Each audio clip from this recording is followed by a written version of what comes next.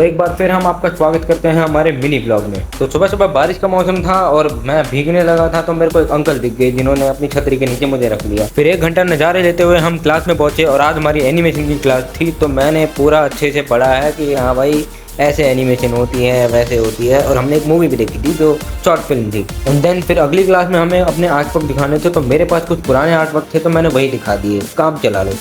तो मिलिए हमारे छत्ते कैमरामैन से। अब हम इनके साथ जाएंगे और इन भाई साहब का फोटो शूट कराएंगे। तो पोजिंग मैं बताऊंगा और फोटो ये क्लिक करेगा।